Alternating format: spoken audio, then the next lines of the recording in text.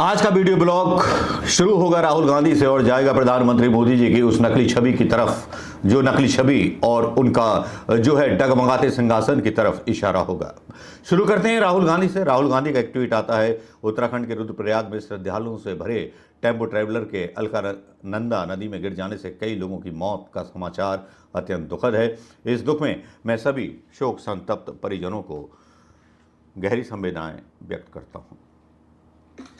ये राहुल गांधी का फर्ज नहीं था, एक संवेदना थी एक नेता की, एक जनता के प्रति।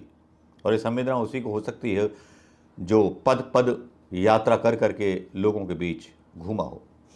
चलिए बात करते हैं हम उस महामानव की, जिस महामानव के चर्चे हमारा मीडिया जो है गुणगान करता रहता है। महामानव के चर्चे इटली में तो बहुत हुए, भाभी जी के भी हुए।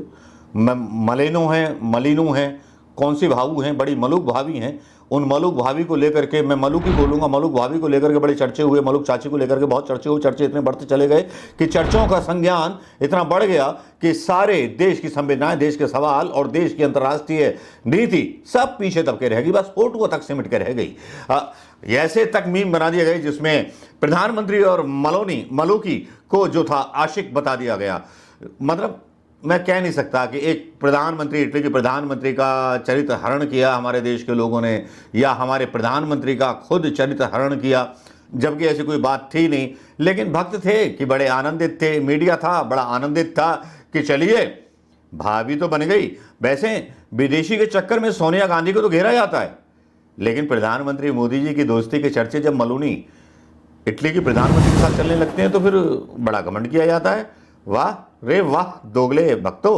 लेकिन यहाँ असल में हुआ क्या है, आज मैं सबसे पहले उस बात से, उस तस्वीर से, उस वीडियो से शुरू करना चाहूँगा। इस वीडियो को, जो वीडियो आया आज, प्रधानमंत्री जिस तेजी के साथ इटली गए थे, देश को नीट परीक्षा परिणामों के ऊपर, गड़बड़ियों के ऊपर छोड़ करके, जानते हुए कि छात्रों की जिंदगी बर्बाद हो जाएगी, और वो गए, ऐशो आराम में थे, वहां गए बहुत जल्दी। और जब आए साहिब, जब प्लेन से उतर रहे थे तो कोई उनको गुलदस्ता नहीं दे रहा था। ये बात बड़ी अजीब सी लगी कि प्रधानमंत्री मोदी वापस लौट के आते हैं तो शिष्टाचार पूर्वक भेंट की जाती है। पार्टी के नेता या कुछ कैबिनेट के मंत्री वहां गुलदस्ते लेकर के इंतजार करते हैं। हालांकि जगत नड्डा जी के ऊपर बोला जा रहा है, नड्डा नहीं, किसी ना किसी कैबिनेट के मंत्री को वहां होना चाहिए था।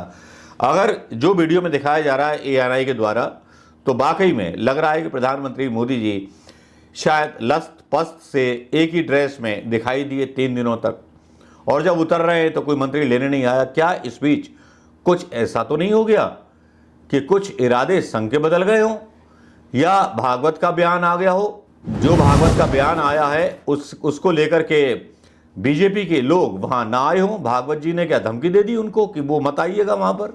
क्या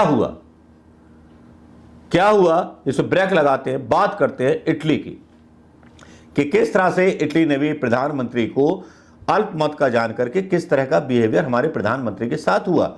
और सारे वीडियो म्यूट करके डाले गए। इस बार यह भी नहीं हुआ कि जब G7 की न्यूज़ समिट पहले भी होती रही हैं, सब जगह होती रही हैं, जब प्रधानमंत्री जाते हैं देश के राष्ट्राध्यक्षों से मिलते हैं तो उनके बीच एक MOU साइन होता है।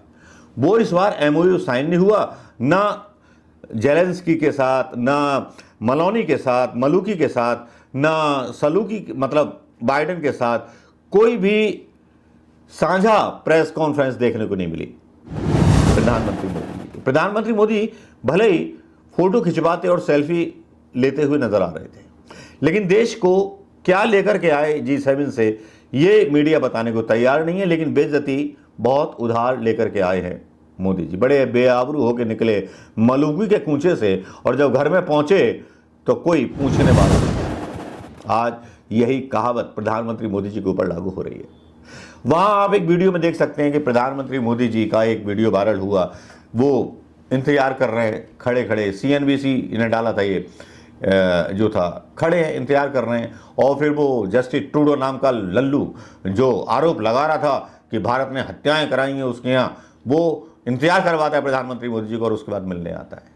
क्या देश की बेइज्जती नहीं? या विश्व गुरु की बेइज्जती नहीं है, सनातन धर्म की बेइज्जती नहीं है क्या? भक्त तो बताओ ना यार मुझे, इस पे नहीं बोलोगे क्या? बोल भी नहीं सकते क्योंकि आपकी स्पाइन ढीली है और स्पाइन लेस हो। गंदे शब्दों का चयन करके, अब शब्दों के साथ खेल करके आप जो भी चीजें करते हो वो देश हित में तो कभी नहीं कर सकते। लेकिन यहां पर ये सारी चीजें देखने को मिल रही हैं। एक जो है फोटो वायरल हो रहा है प्रधानमंत्री मोदी जी का। पहली बार ऐसा डर देखा प्रधानमंत्री मोदी जी के अंदर कि उन्होंने ड्रेस ही नहीं बदली। जब से राहुल गांधी ने आरोप लगाए कि ड्रेस बदलते रहते हैं, वो एक ही ड्रेस में रहे बेचारे 2-3 दिन तक, कनाडा मतलब इटली गए थे, एक ही ड्रेस दिखाई जाती है उनकी। दोस्तों चल क्या रहा है देश में? एक तरफ इंतजार करवाया जाता है और दूसरी तरफ एक ही ड्रेस में हमारे प्रधानमंत्री इतनी मेहनत करने के बाद 18 घंटे मतलब जगने के बाद आते हैं तो कोई स्वागत के लिए नहीं मिलता। कितनी बुरी बात है। कहीं ऐसा तो नहीं कि पिछले दिनों एक खबर चल रही थी कि मार्गदर्शक मंडल में हैं प्रधानमंत्री मोदी जी, इसके बारे में ट्वीट किए गए थे, कई ट्वीट किए गए थे, ट्विटर पर चला था यह हंगामा कि मार्गदर्शक मंडल में जो है राजनाथ सिंह और मोदी जी को शामिल कर दिया गया है। लेकिन दैनिक भास्कर ने इस खबर को झूठा बताया। दैनिक भास्कर का दावा था ये तो 2014 से ही मार्गदर्शक मंडल में शामिल है राजनाथ सिंह और प्रधानमंत्री मोदी जी, तो नई एंट्री क्यों नहीं हुई किसी की? ये सफाई दे दी गई और उस खबर को फेक न्यूज बता दिया। लेकिन इस बीच इधर तो अपनी पार्टी के अंदर काफी ज्यादा किरकिरी हो रही है। केरल से एकमात्र जीते भारतीय जनता पार्टी के नेता, जो भारतीय जनता पार्टी के टिकट पर जीते, वो भी इंदिरा गांधी को मदर ऑफ इंडिया बोलने लगते हैं। और मदर ऑफ इंडिया बोलने लगते हैं तो थोड़ा लगता तो है कि किरकिरी तो हो रही है, कुछ ना कुछ कहीं ना कहीं तो चल रहा है। और जब केरल के ये नेता जब ये बात बोल देते हैं, जिनका नाम होता है सुरेश गोपी, इंदिरा गांधी को मदर ऑफ इंडिया बताते हैं और बोलते हैं केरल के मुख्यमंत्री रहे के करुणाकरण साहसी प्रशासक और मार्क्सवादी दिग्गज के नायनार को अपना राजनीतिक गुरु बनाते हैं। हालांकि वो करुणाकरण की समाधि पर जाते हैं और उसको बोलते हैं पत्रकारों को इसके राजनीतिक मायने ना निकाले जाएं, लेकिन राजनीतिक मायने तो निकाले जाएंगे।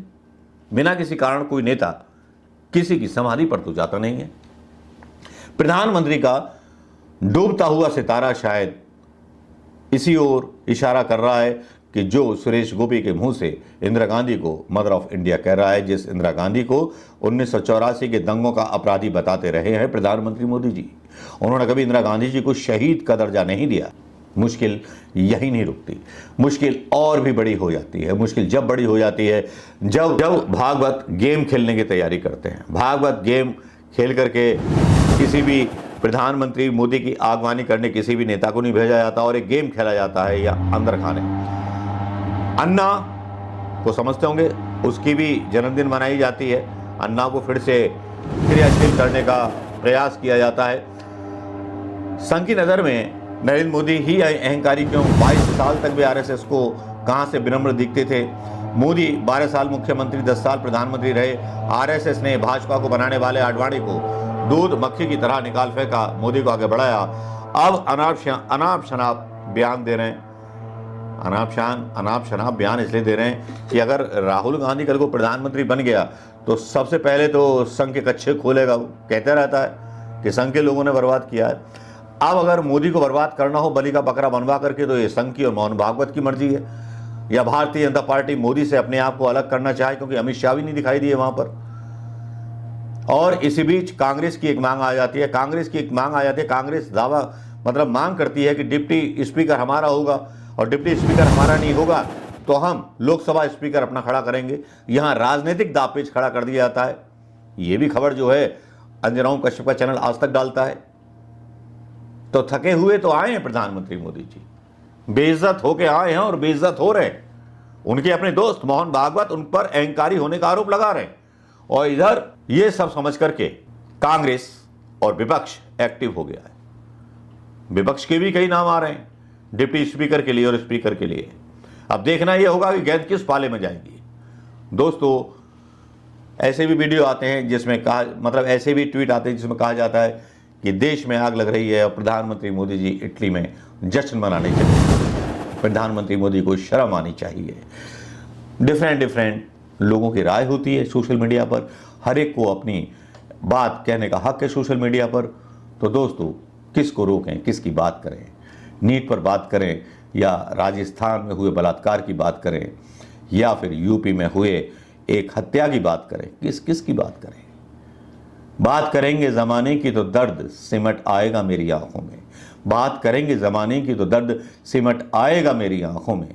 आंखों का तूफान सुल्तान कहीं तुम्हें ना डुबो दे। नमस्कार, जय हिंद दोस्तों।